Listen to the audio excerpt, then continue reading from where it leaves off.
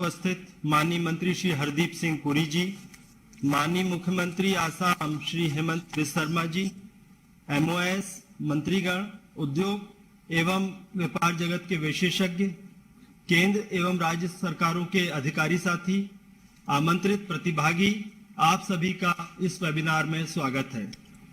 प्रधानमंत्री गति शक्ति की छठी एवं अंतिम जोनल कॉन्फ्रेंस आज ही गुवाहाटी में आयोजित है। उसमें भी सभी साथी माननीय प्रधानमंत्री जी के संबोधन को सुनने के लिए उत्सुक हैं। उनका भी स्वागत है। इस वर्ष बजट में अमृतकाल के ब्लूप्रिंट एवं इंडिया एट 100 की मॉडर्न इंफ्रास्ट्रक्चर के दोहरे रास्ते पर चलने के लिए 4 प्राथमिकताएं निर्धारित की गई हैं। प्रधानमंत्री गति शक्ति इनमें सर्वप्रथम है। प्रधानमंत्री गति शक्ति डिपार्टमेंटल साइलोस तोड़कर एक साथ होल ऑफ गवर्नमेंट के रूप में काम करने की व्यवस्था है। प्रधानमंत्री गति शक्ति नेशनल मास्टर प्लान एक जीआईएस आधारित मास्टर प्लान है, जिसमें अभी तक 400 से अधिक लेयर्स डाली जा चुकी हैं। इसमें प्लानिंग एवं डिसीजन सपोर्ट के लिए विशेष रूप से तैयार किए गए टूल्स भी हैं। इस वर्ष बजट में कैपिटल आउटले बढ़ाकर 7.5 लाख करोड़ रुपए कर दिया गया है, मात्र 3 वर्ष में 2 गुने से अधिक।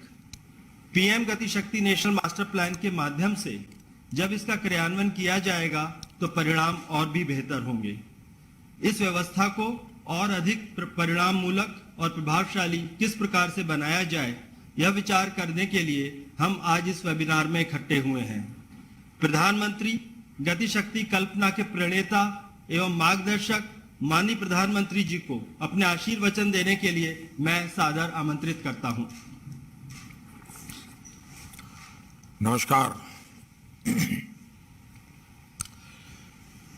इस साल के बजट में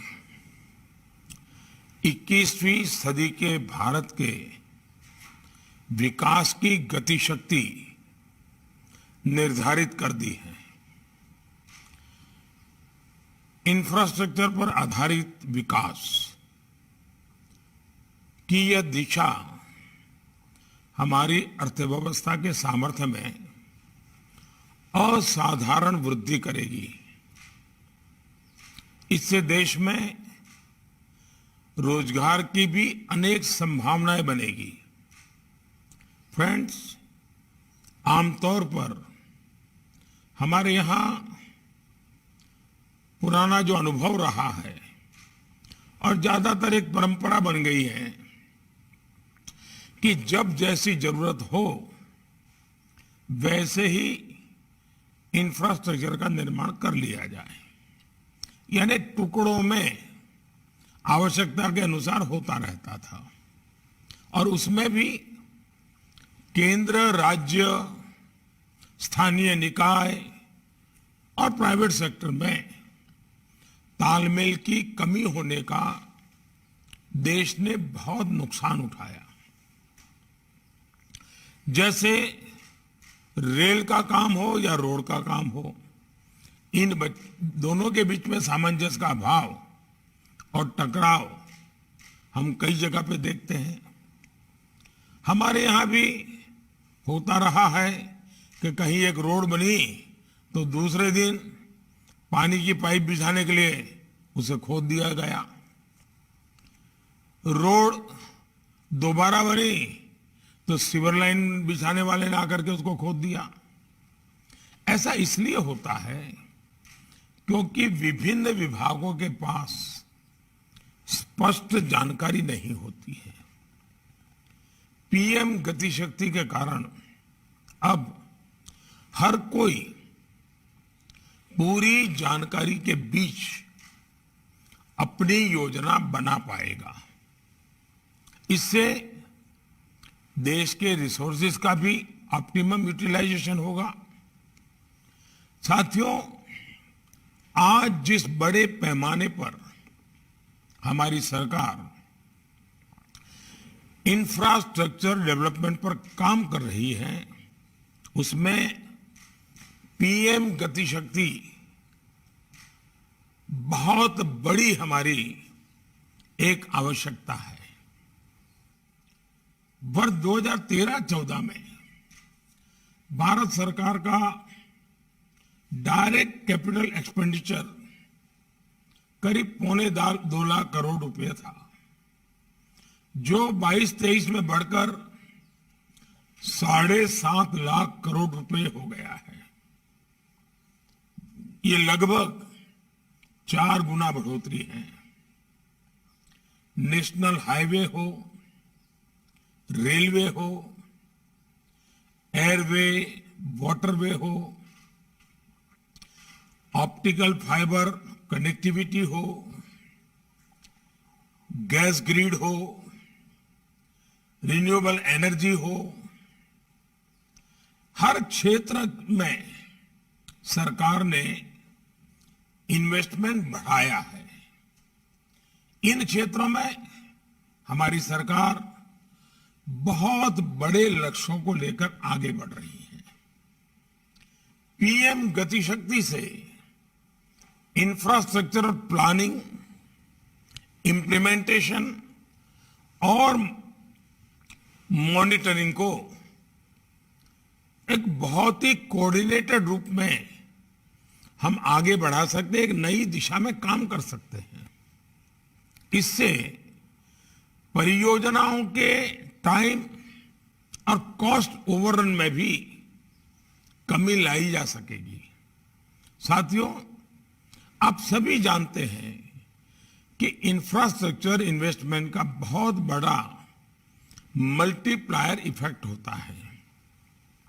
ये ईज ऑफ लिविंग के साथ ही ईज ऑफ डूइंग बिजनेस को भी सुधारता है। इससे सभी सेक्टर्स की इकोनॉमिक प्रोडक्टिविटी को भी शक्ति मिलती है।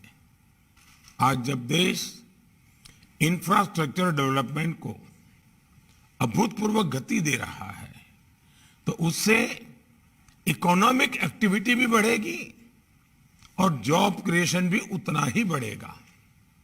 साथियों, हमारी सरकार ने कोऑपरेटिव फेडरलिज्म के सिद्धांत को मजबूती देते हुए इस साल के बजट में राज्यों की सहायता के लिए 1 लाख करोड़ रुपए का प्रावधान किया है। राज्य सरकारें इस राशि का उपयोग मल्टी मॉडल इंफ्रास्ट्रक्चर और अन्य प्रोडक्टिव एसेट पर कर पा सकेगी।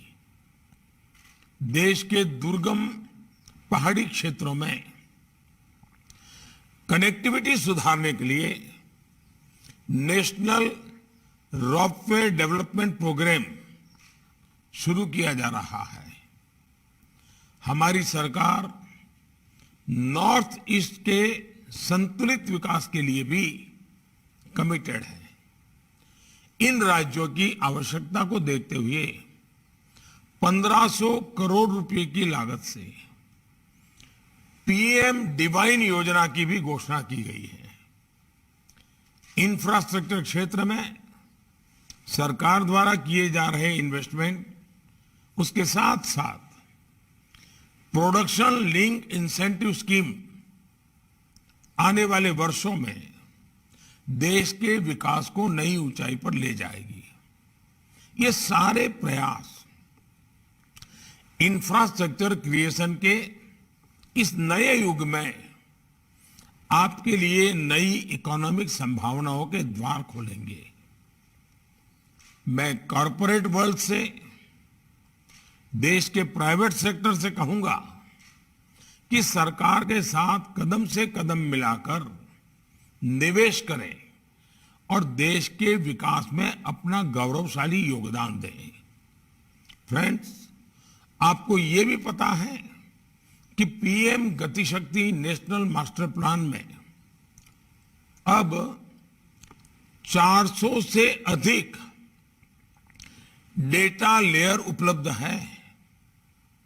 इससे न केवल एग्जिस्टिंग और प्लांट इंफ्रास्ट्रक्चर की जानकारी मिलती है, बल्कि इसमें forest land, available industrial estate जैसी इंफॉर्मेशन भी है।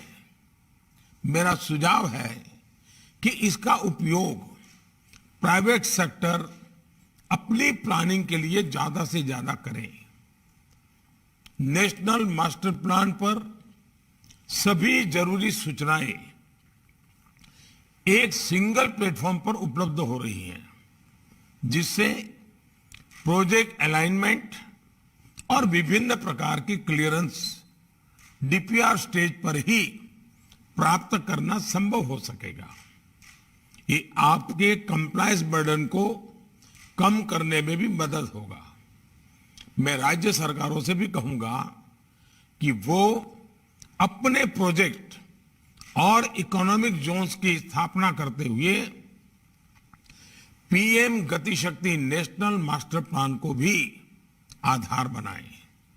साथियों, आज भी भारत में लॉजिस्टिक कॉस्ट जीडीपी का 13 से 14% तक मानी जाती है।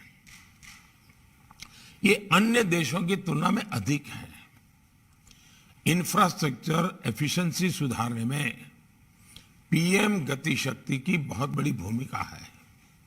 देश में लॉजिस्टिक कॉस्ट कम करने के लिए इस बजट में unified logistic interface platform ULIP बनाने का प्रावधान किया गया है।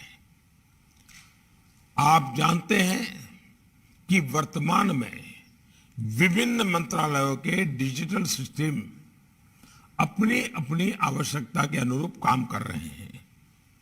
यूलिप के माध्यम से 6 मंत्रालयों के 24 डिजिटल सिस्टम्स को इंटीग्रेट किया जा रहा है।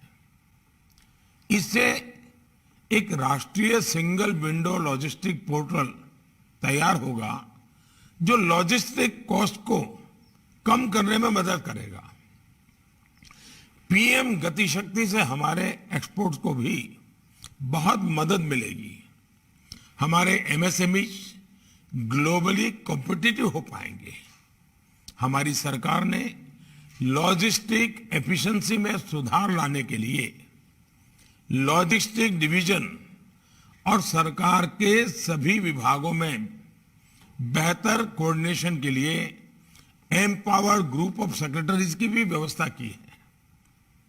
पीएम गति शक्ति में टेक्नोलॉजी की बड़ी भूमिका आप देख ही रहे हैं, और मेरा आपसे आग्रह रहेगा सरकार भी अपने स्वभाव में इस बात को लाए, प्राइवेट सेक्टर भी लाए। हम आधुनिक से आधुनिक टेक्नोलॉजी को हमारे इंफ्रास्ट्रक्चर प्रोजेक्ट के लिए कैसे लाएं, क्वालिटी भी और कॉस्ट इफेक्टिव एंड टाइम की दृष्टि से ये बहुत उपयोगी होगा। और अब तो हम ये भी सोच रहे हैं, जो भारत ने एक लीड लिया है, कि दुनिया में पाया गया जो डिजास्टर्स होते हैं, नेचुरल डिजास्टर्स, उसमें मानव हानि से भी ज्यादा लंबे असर तक प्रभाव करने वाला इंफ्रास्ट्रक्चर का विनाश हो जाता है। ब्रिज के ब्रिज खत्म हो जाते हैं, 20-20 साल लग जाते हैं फिर बनाने में। और इसलिए डिजास्टर रेजिलियंस इंफ्रास्ट्रक्चर ये आज बहुत आवश्यक हो गया है। तो जब तक टेक्नोलॉजी नहीं होगी हम उस दिशा में काम नहीं कर पाएंगे, और इसलिए हम उसको भी आगे लाएं। लॉजिस्टिक सेक्टर में कार्यरत कंपनियों के पास वर्ल्ड क्लास नॉलेज एवं टूल्स है। उनका प्रयोग करते हुए देश में उपलब्ध डेटा को बेहतर इस्तेमाल हमें सुनिश्चित करना है। साथियों, गति शक्ति इंफ्रास्ट्रक्चर क्रिएशन में सही मायने में पब्लिक प्राइवेट पार्टनरशिप सुनिश्चित करेगी, जो इंफ्रास्ट्रक्चर प्लानिंग से लेकर डेवलपमेंट तथा यूटिलाइजेशन स्टेज तक होगी। इस वेबिनार में इस बात पर भी मंथन होना चाहिए कि किस प्रकार प्राइवेट सेक्टर सरकारी व्यवस्था के साथ मिलकर बेहतर आउटकम्स हासिल कर सकते हैं। आप सभी वेबिनार के दौरान सभी मुद्दों पर गहराई से चर्चा करेंगे, मेरा पूरा विश्वास है। इंफ्रास्ट्रक्चर के अलावा कौन से रूल्स एवं पॉलिसीज में परिवर्तन की आवश्यकता है, इस पर भी आपके सुझाव बहुत अहम होंगे। देश में आधुनिक इंफ्रास्ट्रक्चर का निर्माण भारत की फाउंडेशन को मजबूत करेगा और पीएम गति शक्ति नेशनल मास्टर प्लान इसका एक महत्वपूर्ण माध्यम है। मैं इस वेबिनार की सफलता की कामना करता हूं और आशा करता हूं कि हमें आप सभी के अनुभवों का लाभ मिलेगा। मैं आपका ये भी ध्यान आकर्षित करना चाहूंगा कि आज का ये हमारा वेबिनार हमारी सरकार की तरफ से भाषणबाजी का नहीं है। हमें आपको सुनना है। अब आप भी जो बजट में बातें हुई है उसी के प्रकाश में कहेंगे तो अच्छा होगा। कुछ सुझाव आपके होंगे तो हम जब अगला बजट बनाएंगे तब सोचेंगे, उस समय आप मुझे जरूर लिख करके दीजिए। अभी तो पार्लियामेंट ने जिस बजट के लिए हमें अनुमति दे रहा है पार्लियामेंट, हमें उसी पर बल देना होगा। उसको हम अच्छे ढंग से कैसे करें। अभी हमारे पास ये मार्च का महीना बचा हुआ है, 1 अप्रैल से नया बजट लागू होगा। हम इस मार्च के महीने का ज्यादा से ज्यादा उपयोग करके 1 तारीख को ही सारी चीजें जमीन पे उतारना शुरू कर दें। ये हम कर सकते हैं क्या? दूसरा, इंफ्रास्ट्रक्चर बनता है तो स्वाभाविक है, अब पुराने जमाने में सारी दुनिया बसती थी नदियों के पास। जहां से नदी होती थी उसी के निकट या समंदर के निकट बड़े शहर विकसित होते थे, व्यवस्थाएं विकसित होती थी। धीरे धीरे वहां से शिफ्ट होकर के जहां बड़े बड़े हाईवेज हो वहां दुनिया विकसित होने लगी। और अब लग रहा है कि जहां जहां ऑप्टिकल फाइबर होगा वहां वहां दुनिया विकसित होती जाएगी। वक्त बदलता जा रहा है। इसका मतलब कि इंफ्रास्ट्रक्चर सिर्फ इंफ्रास्ट्रक्चर आइसोलेटेड नहीं होता है, उसके होते ही उसके आसपास पूरे नए इकोसिस्टम डेवलप हो जाती है। इसको भी ध्यान में रखते हुए ये गति शक्ति मास्टर प्लान हमें बहुत लाभ करेगा। और इसलिए मैं चाहूंगा कि आप जो कुछ भी बजट में है उसको अच्छे ढंग से लागू कैसे करें।